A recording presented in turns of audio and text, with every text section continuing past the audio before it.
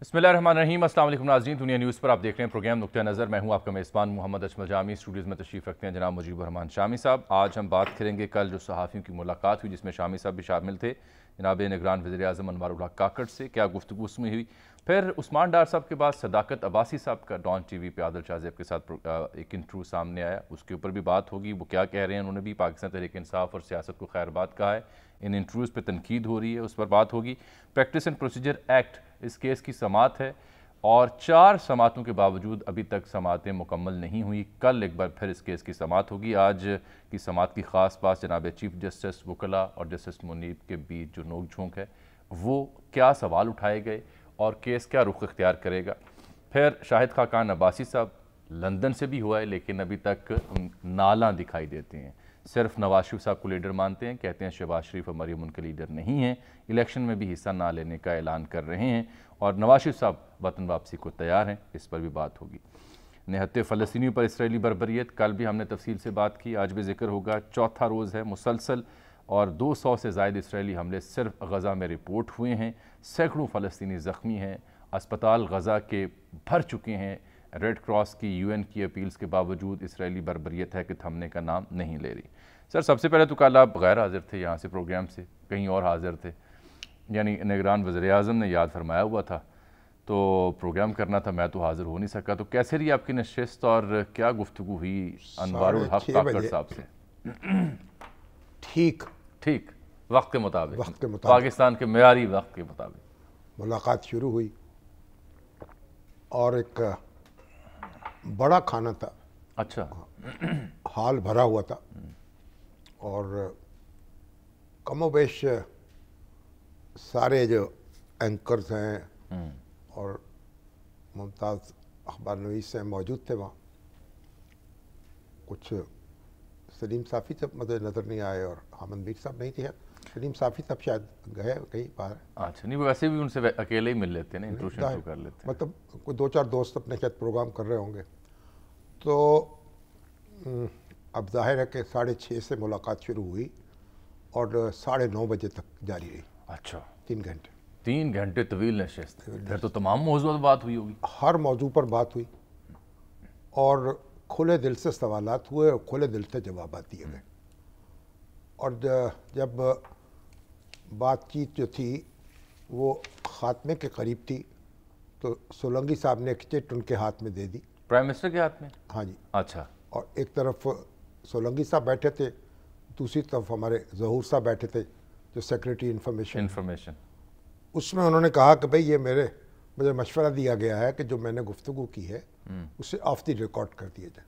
تو فائدہ کیا ہوا اس گفتگو کا؟ تو پھر نہیں، عام طور پہ تو دیکھیں نا اس طرح کی جو اجتماعات ہوتے ہیں اس میں پہلے تو روایت یہ تھی کہ آف دی ریکارڈ گفتگو ہوتی ہے تاکہ کھل کے گفتگو ہو، لیکن پھر یہ آہستہ آہستہ یہ بریفنگز جو ہیں وہ ریکارڈ پر ہونے لگی، لوگوں نے خبریں دینی شروع کر دی۔ نہیں، اب تاثر تو صحافی نے لینا ہے نا؟ نہیں، تاثر ایک اور چیز ہے لیکن رپورٹنگ ایک اور چیز ہے۔ تو بہرحال اب انہوں نے کہا، اب لوگوں نے کہا نہیں جناب یہ تو ہم کئی ہمارے کلاسرا صاحب اور دوسرے نوٹس لے رہے تھے، میں بھی کچھ لکھ رہا تھا، اور یہ تو انہوں نے کہا نہیں میں اس کو نہیں مان رہا، آپ جو چیز مناسب سمجھیں وہ شائع کر دیں، بس میری نوکری کا ذرا خیال رکھیں۔ اچھا چلے، انہوں نے اجازت دے دی نا۔ اس کے بعد بہرحال مگر اہم بات تھی کہ ہر شخص جو تھا وہ حیران تھا۔ کس بات پہ؟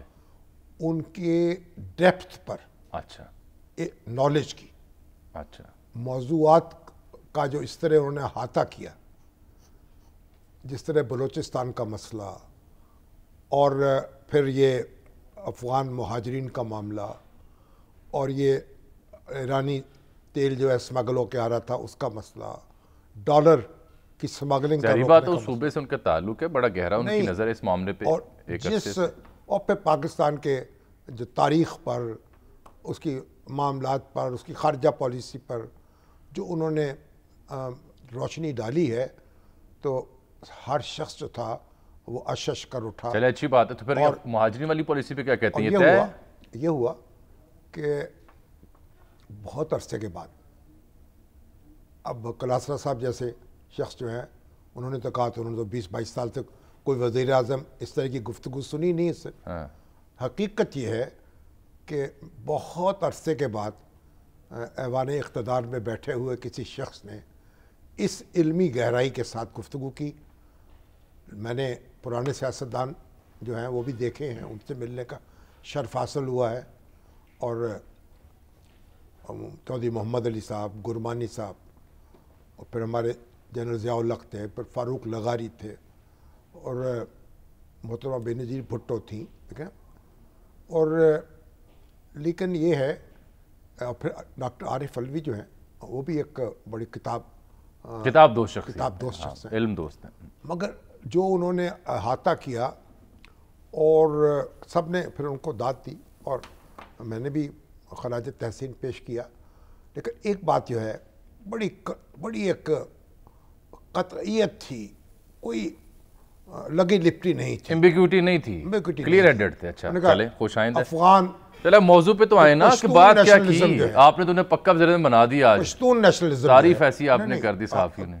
पश्तून नेशनलिज्म जो है, उन्होंने कहा ये पश्तून नेशनलिज्म हो या बलोच इंतहा पसंद हो, जो तलवार उठाएगा, जो बंदूक उठाएगा, उसके साथ तो फिर यकसा सलूक होना चाहिए। बिल्कुल होना चाहिए, ठीक है। और ये कहा कि जी ये तो कहा जा रहा है कि भाई अगर अफ़गान मुहाजिर जो हैं, हाँ जी, एक हमारे खैबर पख्तूनख्वा के एक नौजवान सियासतदान हैं अहमल, उन्होंने ये कहा कि भाई अगर अफ़गान जो हैं वो मुहाजिर हैं तो फिर तो कश्मीर से आने वाले भी फिर मुहाजिर हैं, और फिर हिंदुस्तान से आने वाले भी मुहाजिर हैं। नहीं, ये क्या दलील हुई? उनको कैसे जगह मिलेगी? ये क्या दलील हुई? तो उन्होंने कहा कि जनाब जो कश्मीर से आते हैं वो तो हमारा हिस्सा हैं, उनका हमारा क्लेम है उन पर, और जो हिंदुस्तान से आए हैं वो तहरीक पाकिस्तान में शिरकत करके आए हैं, और ये जो यहाँ से लोग आए हैं, क्या अफगानिस्तान पर हमारा क्लेम है?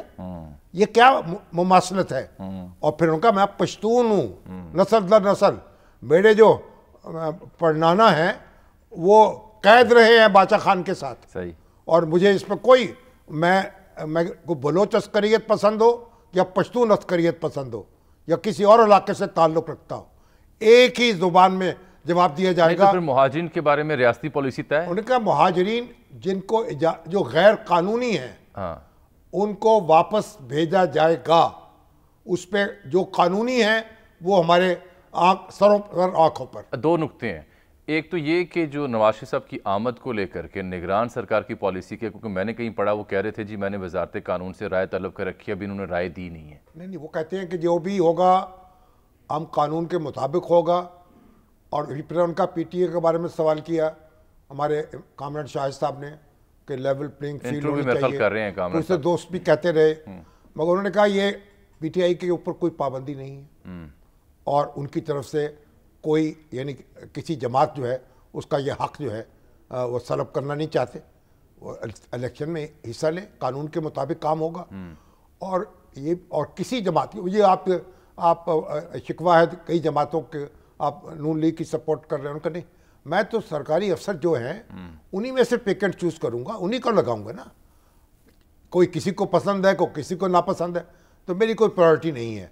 और फिर ये भी शिकवा किया कि बाद औक़ात जो चीज़ें मैं कहता नहीं हूँ वो मेरे मुंह में डाल दी जाती हैं, मेरी बातें जो है थोड़ी सियाक सबाक से तोड़ मोड़ के पेश की जाती हैं। तो पूछा नहीं शेख साहब कहाँ हैं, निगरान वज़ीर-ए-आज़म काकड़ साहब हैं, फ़ारूक हबीब कहाँ हैं, मिसिंग हैं।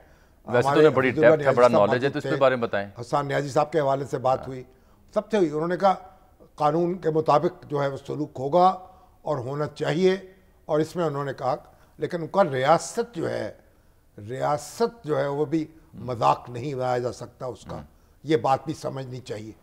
तो इमरान रियाज के हवाले से भी गुफ्तगू हुई, और कई बातें ऐसी थीं आप इख्तलाफ कर सकते हैं, लेकिन फिर उन्होंने इसराइल और अरब जंग के बारे में भी वाज़ेह किया कि 2 रियासतों की बात की है। उन्होंने कहा जी इसका मतलब तो इसराइल तस्लीम कर लिया जाए। उन्होंने कहा ये 2 रियासतों का जो हल है ये अरब इस पर मुत्तफ़िक़ है, और इसराइल और फ़लस्तीनी रियासत दोनों कायम अपनी साथ बात होने चाहिए, और हम उसी हाल पे हमारी राय है। जो अरबों का हल है, जो अक़वाम मुत्तहिदा का हल है, हम उसके साथ। पिछले ज़माने में तो पाकिस्तान बड़ा पेश होता था, OIC के इजलास तलब करने की क्यों गुजारिश करते हैं। अब वो बहरहाल वो भी इसमें सरगर्मी का इज़हार किया, اور ایک بات انہوں نے یہ بھی کہی کہ دیکھیں میں 24,000 روپیہ مہینہ جو ہے وہ کرائے کے گھر میں رہتا ہوں گزشتہ کئی سال سے. اچھا یہ کہاں پہ گھر؟ ہاں کوئٹہ میں. 24,000 روپے؟ ہاں جی کرائے پہ. اچھا کرائے پہ رہتا ہوں. مجھے کسی کا کوئی خوف نہیں ہے. بڑی عمدہ بات ہے. مجھے کسی سے کوئی ڈر نہیں ہے. میں ہر بات کر سکتا ہوں, ہر شخص سے کر سکتا ہوں. تو کرے نا پھر. اور کر رہا ہوں.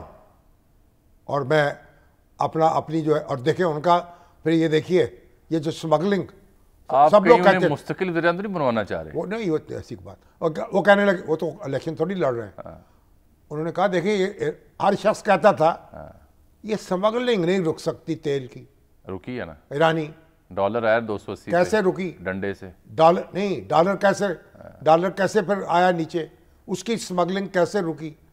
کس نے روکی؟ انہوں نے کہا ڈٹرمنیشن ہونی چاہیے نا. ہر ایک سے میں کہتا تھا کہ ہم اسے روکیں گے, تو روک کے دکھایا. روک کے دکھایا. تو پچھلی سرکار 16 ماہ میں یہ کام کیوں نہیں کر سکی؟ اور پھر بڑے یہ دعوے کرتے انہوں نے کہا جنہوں نے ایگزیکیوٹ کیا افواج پاکستان ان کا بھی رول ہے. بالکل. اور ہم نے جناب فیصلہ کیا. ان کا میں حیران ہوتا ہوں فائلیں پڑھ پڑھ کے, جو چیزیں ہم نے ایگریمنٹ کیے ہوئے ہیں, جو کمٹمنٹس کی ہوئی ہیں. یا اللہ یہ فائلیں کسی نے پڑھی نہیں تھیں یا انہوں نے دستخط کیسے کر دیے؟ کون پڑھتا ہے سر؟ بہرحال اچھا جی, سلمان غنی صاحب کو زحمت میں نے دی انہوں نے تھی اگلے موضوع کے لیے. اچھا تاثر چھوڑا.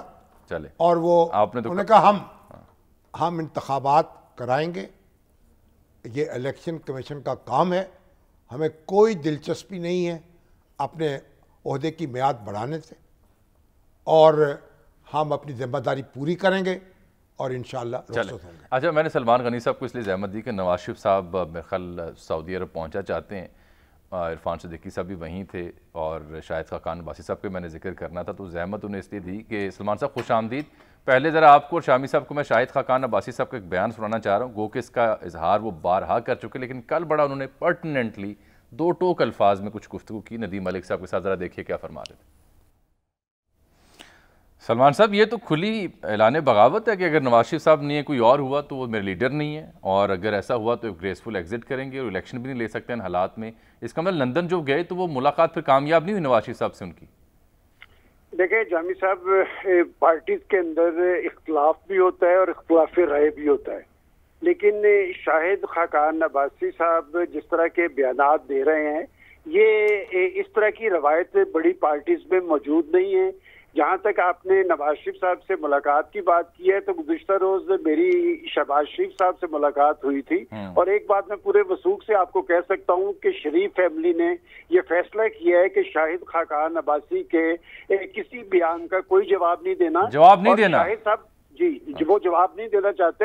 اور بات یہ کہ شاہد خاقان عباسی کو اسی پارٹی نے پرائم منسٹر بھی بنایا ہے اور وہ اپنا الیکشن ہار گئے تھے, اور اس کے بعد حمزہ شہباز کی جو لاہور سے نشست تھی قومی اسمبلی سے, وہاں سے انہوں نے ان کو جتوا کے قومی اسمبلی میں. دیکھیں میں سمجھتا ہوں کہ شاہد صاحب نے وہی لائن اختیار کی ہے جو چودھری نثار علی خان کی تھی, اور یہ دونوں لوگ پارٹی کا ایسٹ ہے. کل بھی میں نے شہباز صاحب کے سامنے جب ذکر کیا چودھری نثار علی خان کا تو ان کا یہی کہنا تھا کہ ہاں یہ اچھا نہیں ہوا.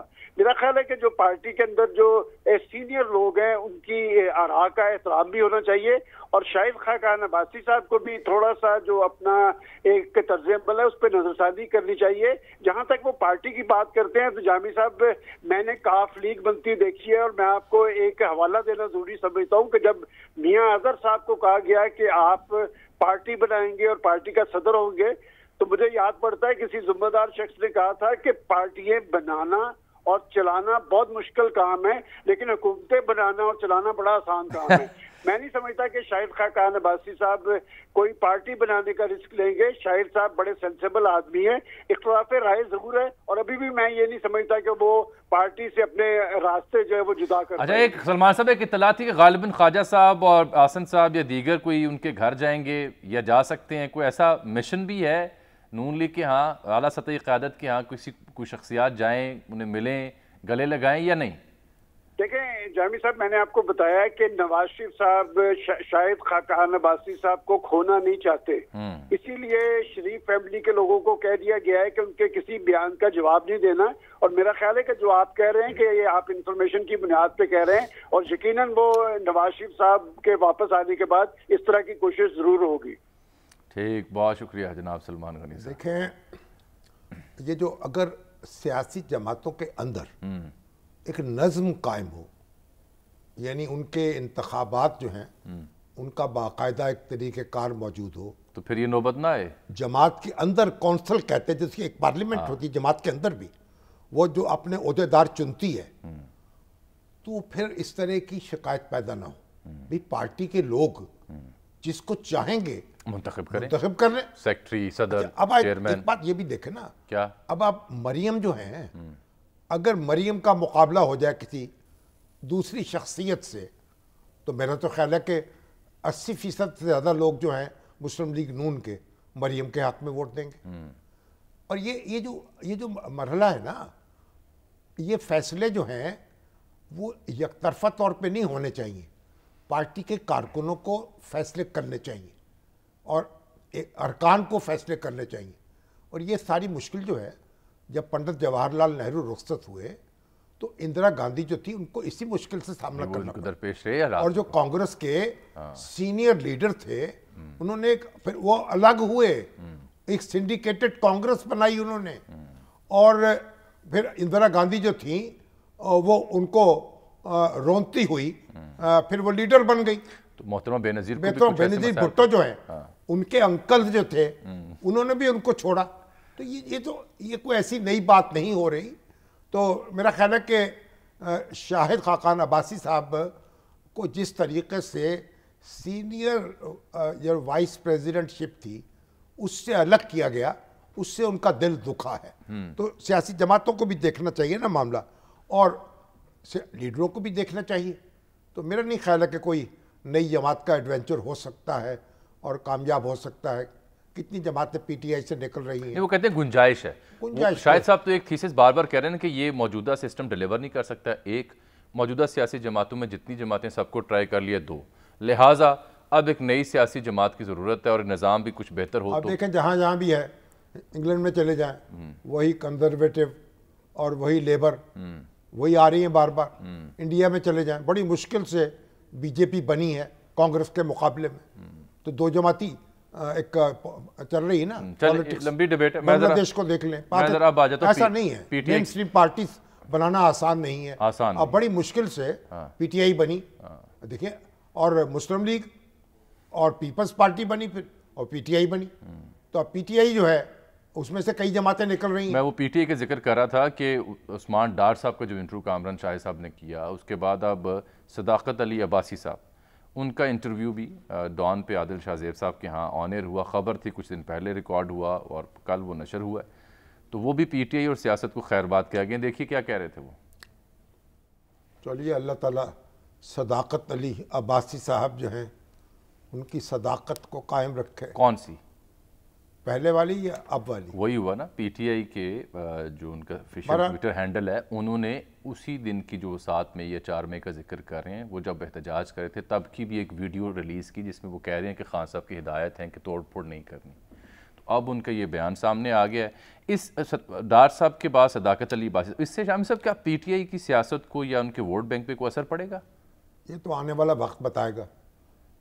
وہاں بھی ہمارے ایک دوست نے سوال کیا کاکڑ صاحب سے، کاکڑ صاحب سے بھی اس موضوع پہ، نہیں، فوج کے حوالے سے کہ فوج کی مقبولیت کی بات ہوئی، عدم مقبولیت کی بات ہوئی، تو میں نے وہاں بھی عرض کیا تھا کہ فوج کی جو اپروول ریٹنگ ہے نا وہ 88% ہے۔ آپ نے دیکھا جو گیلپ کا سروے آیا ہے نا، 88% لوگ جو ہے نا وہ کہتے ہیں کہ وہ فوج کو اپروو کرتے ہیں، اسے پسند کرتے ہیں۔ تو اب فوج کے مقابلے میں اگر پارٹی کھڑی ہوگی تو پھر تو ظاہر ہے نتیجہ ٹھیک نہیں ہوگا۔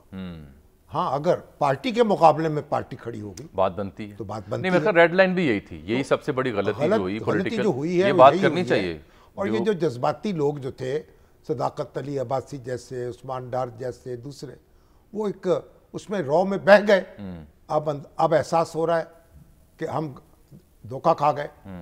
तो पर यूं ही घर, क्या कहते हैं गालिब ने क्या कहा है, यूं ही घर रोता रहा गालिब तो ए अहले जहां, क्या देखना इन बस्तियों को तुम के वीरा हो गई। ये बात ठीक है सर, ये वाकई रेड लाइन थी, इसको अगर टच ना करते। इन दोनों के इंटरव्यूज का खुलासा भी यही और वैसे भी हकीकत हाल ही है कि इन इंटरव्यूज के बारे में बहुत कुछ कहा जाएगा। उससे हट के बात करना चाह रहा हूं। शाहजेब जो हैं वो भी अपनी मूंछों को तौ दे रहे हैं और वो भी अपने कामरान शाहिद साहब भी दे रहे हैं। दोनों की मूंछें नहीं हैं लेकिन तौ मौजूद है। खान साहब अफसुर्दा हैं कि आइन की पामाली हो रही है। बस बाज फैसले ऐसे हैं जो वक्त करेगा, इस वक्त हम कर नहीं सकते। जिस डेड एंड पे सूरत हाल आ गई थी सर खान साहब के दौर में भी, उनके बयानिए के दौर में भी, उसके ऊपर हम बात भी करते हैं, तनकीद भी करते हैं कि रेड लाइन क्रॉस नहीं करनी चाहिए रियासत के खिलाफ, फौज के खिलाफ, जिस तरह नेम कॉलिंग जो भी सूरत हाल है। आप जहां आगे इससे आगे हम देखें, बीच में दुरानी साहब इंगेज हुए ना, अभी आज भी उनकी शायद एक मुलाकात हुई ईवान सदर में जनाब सदर से। कोशिश जो PTI के जिम्मेदारान की जानिब से होनी चाहिए मुफाहमत की, वो नज़र आ रही है आपको? नहीं, वो कोई नज़र नहीं आ रही, कोई अभी सर पैर नज़र नहीं आ रहा। जो ये लोग जो हैं इनकी वजूहात क्या हैं। इस सूरत हाल में अगर आपको PTI को मशवरा देना हो कि जी ये सूरत हाल आपको दरपेश है, यहाँ आप आन फंसे हैं, ये एक या दो रस्ते हैं, अगर आपको मशवरा देना हो अपनी सियासी तजुर्बे की बुनियाद पर, आप क्या मशवरा देते हैं? अगर आप एक 4 मंजिला इमारत से छलांग लगा दें और फिर आपकी टांग टूट जाए तो उसके बाद अब दौड़ने का मशवरा तो नहीं दे सकते ना। नहीं दे सकते, मरहम पट्टी होगी ना। हाँ, प्लस्तर लगवाएं, प्लस्तर लगेगा ना। हाँ जी, कुछ आराम भी करना पड़ेगा, दवाइयाँ भी लेनी फिर पड़ेगी, चलने पड़ेंगे, काबिल होंगे ना। तो ये तो एक फ्रैक्चर जो हो चुका है ना, उसका एहसास करना चाहिए। अब टूटी हुई टांग के साथ दौड़ेंगे तो मजीद नुकसान होगा। तो बैसाखियाँ चाहिए फिर अभी? नहीं, बैसाखियाँ भी चाहिए, कोई आराम भी चाहिए, कोई और भी चाहिए। दोबारा रीथिंक करें ताकि नई समझ बूझ आए। एक बड़ी पार्टी जो है जब तितर बितर होती है, उसको सदमा पहुंचता है और लोग उसके जो हैं इस तरह परेशान नज़र आते हैं तो दिल तो दुखता है ना। को इस पर खुशी थोड़ी होती है। अब इन दोनों इंटरव्यूज़ पे तनकीद अपनी जगह, लेकिन एक ख़ास बात यह है कि इंटरव्यूज़ देने वाली ये दोनों शख्सियात ये समझती हैं कि यही बयान अदालत में भी देने को तैयार है। अब वो देखें ना, मैंने अर्ज़ किया ना, हम इस पोजीशन में नहीं हैं कि इसी की इस वक्त कोई तहकीकात कर सके। बिल्कुल ठीक। उनको खुद ही ये मामला जो है सिरे चढ़ाना है और जिन भी हालात में उन्होंने ये बयान दिया है ज़ाहिर है उसको वही जानते हैं जो गुजरते हैं दाग पर सदमे। आप बंदा नवाज क्या जाने, आप बंदा नवाज क्या जाने। एक ब्रेक नाज़रीन, ब्रेक के बाद वापस आएंगे। प्रैक्टिस एंड प्रोसीजर एक्ट की आज की समाअत और फिर निहत्ते फ़लस्तीनियों पर इसराइली बर्बरियत का जिक्र एक ब्रेक के बाद।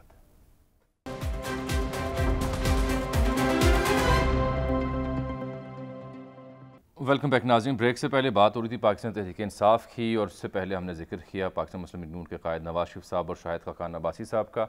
तो नवाज शरीफ साहब तो सर अब आजकल में बस लंदन छोड़ चुके। इरफान सदीकी साहब ने खबर दी है कि ना तो वो चीन जाएंगे ना कतर जाएंगे। ठीक है, मुत्तहिदा अरब अमारात से सीधे पाकिस्तान आएंगे। नहीं, सऊदी अरब पहले। हाँ, भाई सऊदी अरब और फिर शायद 18 अक्टूबर को वहाँ आएंगे और उनका एक छोटी सी परवाज और हो सकती है। अच्छा, वो कहाँ की होगी ये नहीं बताया। और लेकिन छोटी सी परवाज तो वही होगी ना फिर मिडिल ईस्ट में। 9.25 बरस वो वजीर आजम रहे हैं जी, और 11 साल मुल्क से बाहर गुजर गए जलावतनी में, और कैदोबंद की सोबतें उसके अलावा हैं। और बड़ी एक राज की बात भी उन्होंने बताई। वो क्या? जो उन्होंने बताई नहीं हमें। अच्छा। अब वो कहते हैं वो दुखों और गमों की कथा कहानी सुनाते हैं। अच्छा। एक दिन दफ्तर के छोटे से जैली कमरे में बैठे लंदन में वो देर तक माजी की राख को रेतते रहे, यहां तक कि मैं उनके चेहरे पर लंदन के सुरमगी बादलों की संवलाहट महसूस करने लगा। अच्छा। उठते हुए उन्होंने मेज पर धरा, अपना सेल फोन ऑन किया और मुझे दिखाया।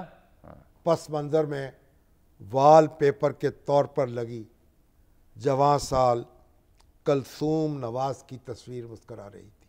अच्छा, ये वाकई उनकी। कलसूम के बाऊजी ने चेहरा दूसरी तरफ मोड़ते हुए गहरी मोहब्बत में गुंदा सिर्फ एक सादा सा मासूम जुमला कहा, ये मुझे बहुत याद आती है। वाह, ये तो واقعی ایک جس تن उसको लागे बिस्तर मार्ग पे छोड़ जिस के तन लागे सो तन जाने, पाकिस्तान सियासी पहुंचे, इख्तिलाफ अपनी जगह, लेकिन बहरहाल उन्होंने इस ट्रेजेडी को हुए। बेयर किया, ओहो, इस ट्रेजेडी को उन्होंने बेयर किया। क्यों गर्दश मदाम से घबरा न जाए दिल, इंसान हूँ प्याला और सागर नहीं हूँ मैं। प्याला और सागर नहीं है। तो सिद्दीकी साहब भी अब लंदन को खुदा हाफिज क्या है अब? हाँ बस सब, नोक पलक दुरुस्त कर रहे बयानिए की। हाँ बड़ी लंबी मुलाकातें हुई इनकी नवाज शरीफ साहब से, सिद्दीकी साहब की 4-4 घंटे की। हाँ, काफ़ी अरसा से वहाँ मौजूद थे, हाँ जी। और यही इतला थी कि वापस तब आएंगे जब नवाज शरीफ साहब, वो अपना जो एवन फील्ड का ऑफिस वहाँ पे, तो रिपोर्टर्स हमारे जो हसीब अरसलान या उनका दीगर, दफ्तर जो है ना, हाँ मेरा ख्याल हुसैन का या हसन का दफ्तर जो है, वहाँ मुलाकातें होती होंगी। जी, वहाँ वो कह रहे थे रिपोर्टर्स लंदन से कि जी वो अब जहाँ नवाज शरीफ साहब जाके बैठा करते थे वो अब बस्ती उजड़ गई है, तो अब वो चूंकि सिलसिला उन्होंने ये कह दिया कि अब मैं जा रहा हूँ, तो खुदा हाफिज, उनसे अलविदाई मुलाकातें कर रहे हैं। क्या गए कि रूठ गए दिन भर। अब अलविदाई मुलाकातें कर रहे हैं वो वहाँ पे, और वो अब चल दिए। अब बाहर यहाँ आ जाएगी ना जी, यहाँ आ जाएं। अब आ जाते हैं सर, पहले मैं चाह रहा हूँ ज़रा इसराइल का जिक्र कर लें और बाद में practice and procedure bill pay चलते हैं। अब सर ये रात गए 200 से ज़ायद इसराइली हमले हुए। कल प्रोग्राम में हमने मंसूर जाफ़र साहब के साथ बैठ के बड़ी तफसील से डेटा, आदाद शुमार, बर्बरियत का जिक्र किया था, लेकिन ये अभी भी जारी है। हत्ता कि अल जज़ीरा ने खबर लगाई कि जो गज़ा की पट्टी, जो 144 स्क्वायर किलोमीटर पे 20 लाख लोग बसते हैं, ये ओपन एयर जेल इसे कहा जाता है। दुनिया की गुंजान आबाद तरीन ये इलाका है जिसका मुहासरा है कि ना ख़त्म होने का नाम नहीं रहता। यहाँ सर सिर्फ एक रफ़ा का बॉर्डर है इजिप्ट के साथ जो कभी कभार खुलता है, वो भी बंद कर दिया गया और मिस्र को भी धमकी दी गई है। तो बाकी तमाम जो उसकी ज़मीनी रास्ता है वो इसराइल में जाता है, और या फिर आगे मेडिटेरेनियन सी है जहाँ पे इसराइल का कब्ज़ा है। सिर्फ 25 किलोमीटर की पट्टी में फ़िशिंग की इजाज़त होती है, वो भी नहीं है। तो ना सिर्फ ये बल्कि उनके वज़ीर दिफ़ा ने कहा था कि हम तेल, पानी, बत्ती, बिजली, खाना, अद्वियात सब बंद कर रहे हैं। तो ये समझें वैसे ही वहाँ पे जो पावर्टी है, भूख अफलास है, वो 65% है। अभी आप ये देखें ना, अभी कुछ देर पहले कि मैं देखा था, कहते 1500 अफराद मारे जा चुके हैं मजमूई तौर पर, और उसमें जो है ना जी आप ये देखिए कि 900 इसराइली हैं, 900 इसराइली और 700 फ़लस्तीनी, ज़्यादातर सिविलियंस हैं। उनमें जर्मनी के लोग भी हैं, अमेरिका के 9 अमेरिका के 11 शहरी नज़र हो चुके हैं, 100 के करीब जरगमाली हैं जी हाँ। और ये जो म्यूज़िक फेस्टिवल जो हो रहा था, रेव पार्टी थी, उसके ऊपर उस पर हमला हुआ है, उसमें लोग मारे गए हैं बड़ी तादाद में। अब ये जो हमला हो गया, अब इस वक्त इसराइल जो है वो जवाबी वार कर रहा है और फ़ज़ाई हमले हो रहे हैं। सर ये नेतन्याहू या उनके वज़ीर दिफ़ा के स्टेटमेंट सुने, वो कहते हैं ये इंसानी जानवर हैं, ये कह के तो वो मुखातिब कर रहे हैं। अब इसका अंजाम क्या होगा? अमेरिका पूरी शिद्दत के साथ उनके साथ खड़ा हुआ। नहीं, उन्होंने तो अपना जो बहरी बेड़ा है वो उनकी मदद के लिए रवाना कर दिया, वो जल्द वहाँ पहुँचा होगा मेडिटेरेनियन सी में। हमास जो है, अब वो ये उसकी तरफ से कहा जा रहा है कि जो जरगमाली हैं इसराइली, उनको एक एक करके नहीं, उनके जो तर्जुमान थे उनका बयान आया था कि अगर इसराइल ने गज़ा पर ये जो बर्बरियत है, बमबारी है, ये बंद न की तो हर हमले के जवाब में एक जो मुगवी फ़ौजी अफसर है, जिसमें major general, lieutenant general, intelligence chief, navy के लोग हैं, उनको एक एक करके हम ज़िबा करेंगे, स्लॉटर करेंगे और वीडियो भी दिखाएंगे। देखें, मैं समझता हूँ कि जो हमारी अपनी इक़दार है, अखलाकी इक़दार इस्लामी, उसमें आप जंगी कैदी जो हैं उनको इस तरीके से ज़िबा नहीं कर सकते, उनकी हिफाजत की जानी चाहिए। और सिविलियंस जो हैं बड़ी तादाद में निशाना बने हैं। अब ये जिस तरह जंग, अब देखें, मैं तो तारीख़ मेरी आंखों के सामने है, अब नक्शा देख लें, 1948 से काम शुरू हुआ है और अब ये फ़लस्तीन की जो है वो सिमट के, यानी एक ये जो आपकी गज़ा की पट्टी है इतनी, और दूसरा यरूशलेम और ये इस उंगली की तरह, बिल्कुल, और दूसरा वो गरबी किनारा है जी, मगरबी किनारा वेस्टर्न बैंक, वहाँ अल-फतह की हुकूमत है और यहाँ हमास की हुकूमत है, और हर तरफ से बंद है। और जिस तरीके से उन्होंने हमले की प्लानिंग की, ये जो आप पहले आबादी की बात करें, क्योंकि आज आपने कहा था कि ये नंबर लोगों को बता दें, 23 लाख लोग हैं वहाँ फ़लस्तीनी गज़ा में, हाँ जी 23 लाख, और उनमें से कई थे, हज़ारों जो थे वो तो जाके इसराइल में जॉब करते थे जी, उनको परमिट दिए गए थे, उनके अलावा उसके पास कोई रोजगार का सिलसिला नहीं था। अपनी खुफिया तैयारी की है इसराइल को अंदाज़ा नहीं हो सका, उसकी इंटेलिजेंस फेल हुई है। उसकी बुनियादी वजह यह है कि उनकी जो खुफिया तैयारी थी वो विदाउट एनी गैजेट थी, यानी इंसानी जासूसी, और वो जो कोई किसी किस्म का गैजेट, टेलीफोन और कोई उसे इस्तेमाल नहीं कर रहे थे, पर ताकि ट्रेस ना हो सके। ये तो उन्होंने एक कमाल दिखाया है। मगर अब मेरा दिल दहल रहा है क्या अब उनके साथ क्या होगा, कि अब क्या होगा, अंजाम क्या होगा। इसी से खौफ आ रहा है। पहली जंग 48 में हुई, उस वक़्त जो अक़वाम मुत्तहिदा ने प्लान दिया दो हिस्सों में बांटने का, आबादकारी एक इसराइल और एक फ़लस्तीनी रियासत। उसके बाद वहाँ जंग शुरू हुई, उसके नतीजे में अरबों के कई इलाके हाथ से चले गए। फिर उसके बाद एक बड़ी जंग शुरू हुई। अब देखें जमाल अब्दुल नासर के दौर में 67 में, 67 में, उसके नतीजे में क्या हुआ, फिर इसराइल एक्सपेंड कर गया, उसने कब्जा कर लिया। फिर 1973 में अनवार सादात जो थे और मिस्र और शाम मिलके, उसके बाद क्या हुआ, उसके बाद फिर अमेरिका उसकी पुष्ट पे आके खड़ा हुआ।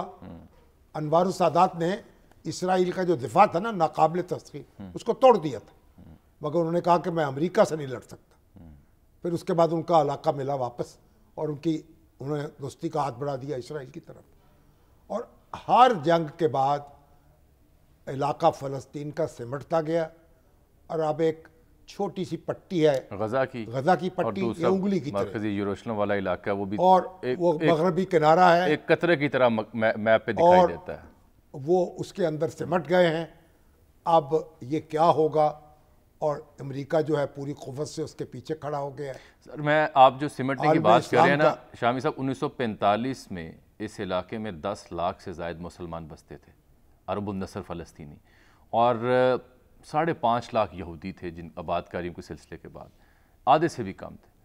और अब इस वक्त 50 लाख से ज़ायद फ़लस्तीनी हैं, और 92 लाख यहूदी हैं जो इसराइल दुनिया से इकट्ठे हुए ना। और जब 48 में जब आपने बताया इनको बसाया गया, तो तब 7.5 लाख फ़लस्तीनी बेघर किए गए, निकाले गए इन इलाकों से, और फिर 67 में मज़ीद 3 लाख फ़लस्तीनियों को निकाला गया, और 48 में को 530 देहात थे जिनको निस्तो नाबूद किया गया, तबाह किया गया सेटलमेंट के नाम के ऊपर। सर, 15 लाख फ़लस्तीनी आज भी यानी मुहाजिर कैंपों में रहते हैं। 50 लाख रजिस्टर्ड हैं अक़वाम मुत्तहिदा के यहाँ, जिनको अक़वाम मुत्तहिदा ने रजिस्टर्ड रिफ्यूजी कहती है मजमूई तौर पर। और गज़ा में तो 70% जो अफराद हैं 23 लाख में से, उनको मुहाजिर का स्टेटस है। गज़ा की टोटल 23 लाख में से सर 19 साल के बच्चे तो 50% से ज़ायद हैं।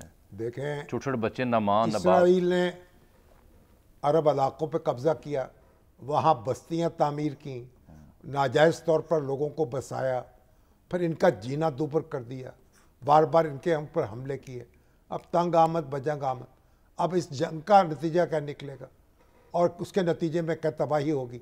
मैं तो सोचता हूँ, दिल दहल जाता है, खून के आंसू रोता है। जो देख रहा हूँ वो बयान नहीं कर सकता।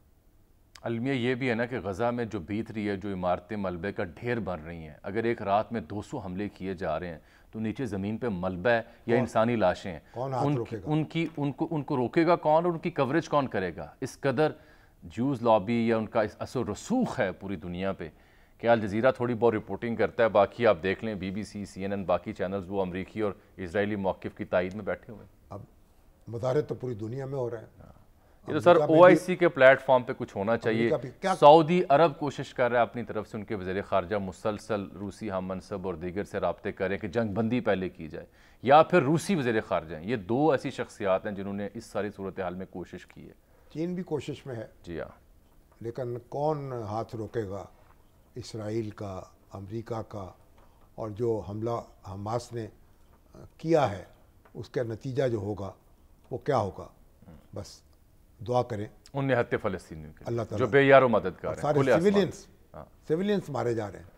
यानी हमास की हुकूमत यहाँ है, अल-फतह की वहाँ है, और सब सिविलियंस जो हैं वो कत्ल हो रहे हैं, मारे जा रहे हैं, बच्चे, औरतें, कुछ बस क्या बयान। अल्लाह उनकी नुसरत फरमाए और उनके हाल पे रहम फरमाए। शामी साहब, आज चौथा दिन था और 4 समातों के बावजूद भी चीफ जस्टिस कहते हैं कि एक केस ख़त्म नहीं हुआ, ये हमारी कारकर्दगी है।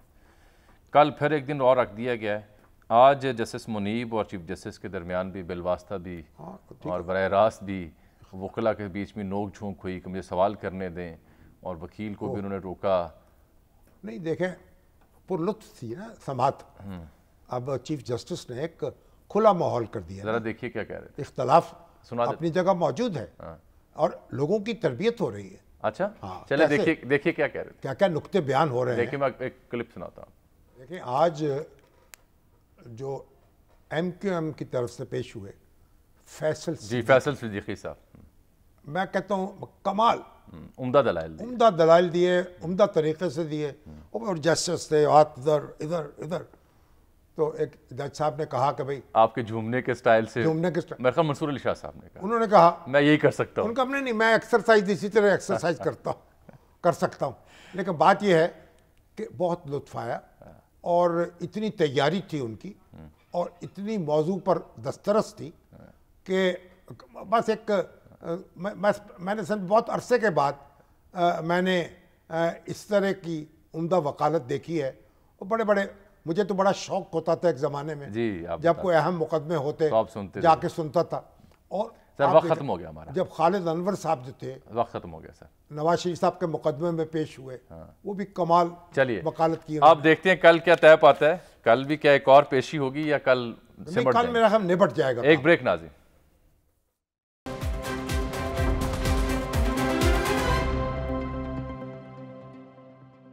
ناظرین اس کے ساتھ ہی آج کے پروگرام کا وقت یہاں ختم ہوتا ہے. آپ سے ملاقات ہوگی کل، تب تک کے لیے اجازت دیجیے. اللہ حافظ.